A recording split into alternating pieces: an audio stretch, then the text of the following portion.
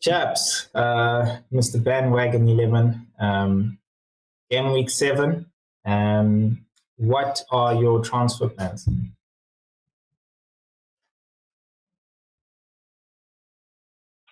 Yeah, thank you. At the moment, as it stands, I'm not looking to make any transfers. It is just strictly a waiting game now. But yeah, my strategy was to not make a transfer this week.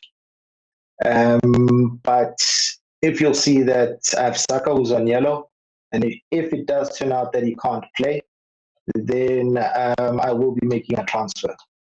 And if I do have to make that transfer, um, it's going to be a difficult one, but it probably looks like I will go for a Spurs player, either Madison or Son. Hi, chaps. Let's go here. I want to see here with Bayer. Yeah, I see that he's got a double game week for game week 7, but yet you still just felt that he's not worthy to be part of your starting 11. Take me through your thought process there.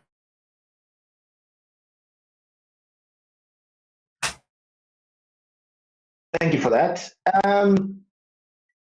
Well, yeah, Bayer does have a double game week, but for me, I feel like with the two fixtures, um, they're not convincing enough for me to say that, you know what, he's going to get a lot of points out of those fixtures. Let's be honest. Burnley have conceded a lot of goals this season. So and remember, for me, the most important thing for a defender is clean sheets. I do not see them keeping a clean sheet for both games. Maybe for the Luton game, maybe, but I highly doubt it, considering the fact that they need to go all out and get some points. I think this is probably the best opportunity for them to go get 3 points, right? And because of that, they'll go all out to make sure that they do, which means it won't be a tight game. It'll be a very open game with Luton, so which means that Luton will also have their chances in terms of scoring goals. And they'll be up against Morris and the rest of the forwards in Luton. So I think, yeah, there'll be goals in that team for both teams. So that's why I feel like Bayer is not an option right now. And the other game in terms of Everton, not Everton, if I'm not mistaken, it's Newcastle. There's no way, absolutely no way that they'll keep a clean sheet against that team. So, yeah, for me, it's a no-no. Chaps, continuing on the matter of double game week players, do you see yourself trying to capitalize on any of the double game week players, specifically Morris himself?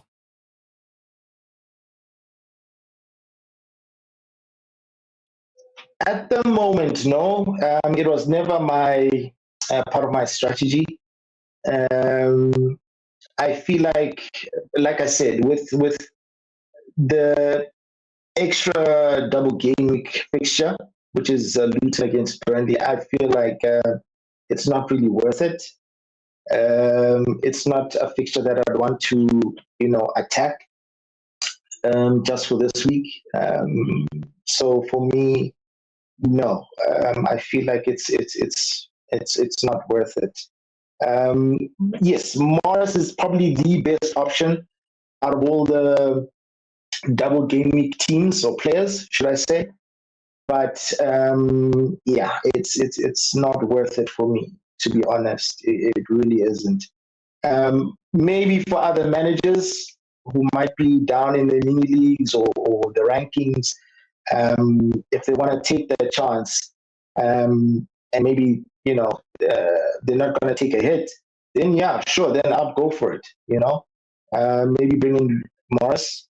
But for me personally, no, it's not on the cards for my team. And like I said, it's not part of my plan, so I'm sticking to it. Hey, chaps. So what do you think of Spurs assets? I know you kind of did touch on the fact that you would be considering Son or Madison. If you do end up making that decision, who would you be transferring out based on your current team? Let's just put it this way: that if all your midfielders are fit, but who would you exchange one of them for Son or Madison, and why?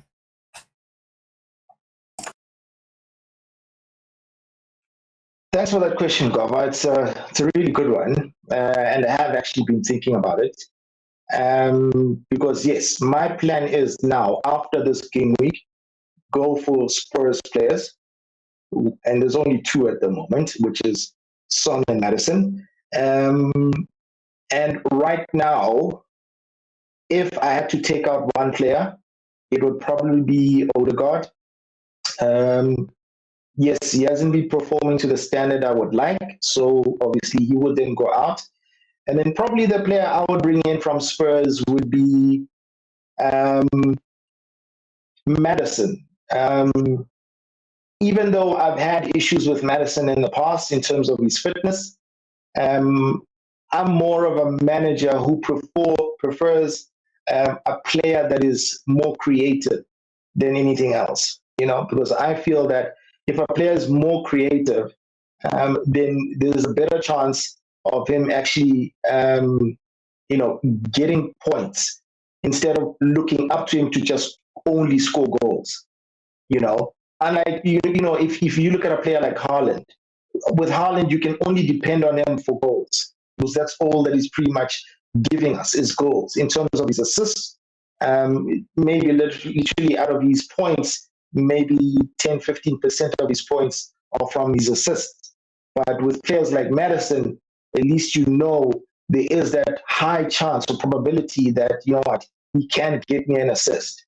So I always, when it comes to my midfielders, I always look for that type of player, and I prefer that player over players like Son, even though Son can assist. But we all know now that with Spurs, Son is now the striker. So which means he doesn't get the opportunity to sort of like assist as he used to back in the day when Harry Kane was there.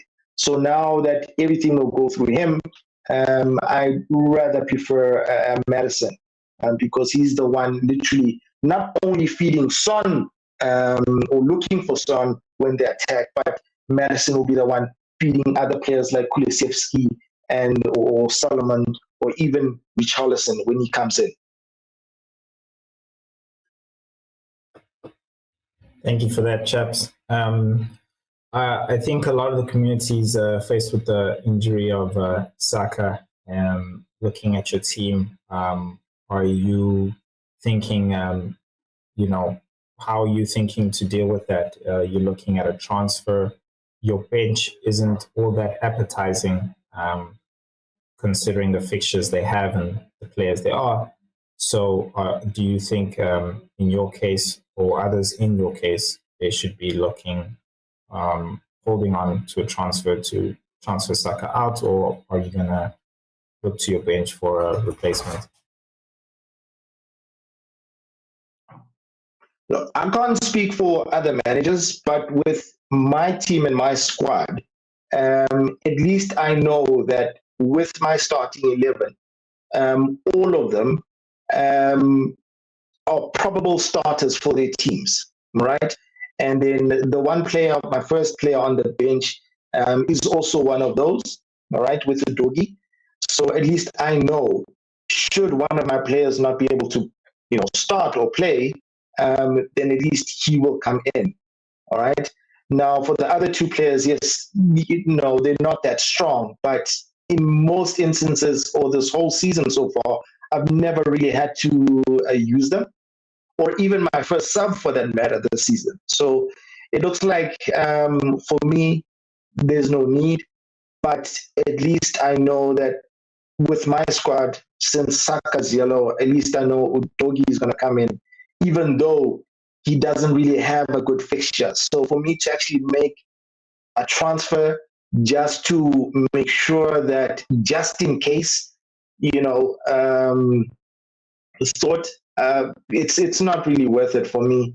So right now, strengthening the bench is not really important. I just need to make sure I get through this week, and then the following game week where I will have 2 transfers, then possibly maybe think about strengthening the bench, but probably not, as obviously I'm also looking into getting Salah later on, game week 9, 10, somewhere there. But yeah, at the moment, the bench for me is not high priority in terms of strengthening it. No. Thanks, chaps, for that. On my earlier question, no, I 100% agree with the order guard move. I think a lot of managers are feeling that same sentiment. But maybe if I can just also reiterate Kat's points with regards to your bench. I know you just shared that the bench at the moment is not necessarily a priority for you, but I'm a tad bit concerned about having Mubama there. This gent he's 4.4 million, and just looking at like the last 3 or 4 game weeks, he hasn't been performing at all. So, do you feel that he's worth that price at 4.4? And if so, or in the near future, will you be considering changing him? Because we all know we have that chip, which is called that bench boost, and at the current moment, he is your biggest liability when it comes to considering such chips. So what are you thinking about him going forward? Thanks.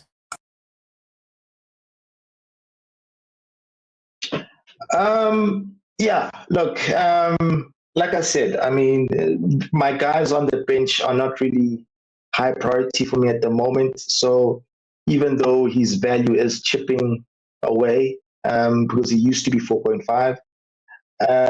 So at the current moment, it's not really that important for me because it's still early on in the season. Look, yeah, sure, he hasn't even played a minute this season so far. Yeah, so he technically is useless on my bench. But look, I haven't needed him. That's the thing. I haven't needed him. So, which is a good thing so far. And when it comes to the bench boost, in most cases, from my history, I've only ever used my bench boost in the second half of the season. So, yeah, I'm sure by then I would have upgraded my bench, have better quality on my bench instead of players like Mubama. Obviously, to then have the proper use for the bench boost, because with a bench like mine, using a bench boost would be absolutely useless. So right now, for me, there's plenty of time for me to actually, to improve on my bench. But yeah, in terms of the bench boost, there's a long way till I actually use that. So there's no rush for me in terms of even dealing with Obama. He's not even a thought in my mind at the moment. No, thanks.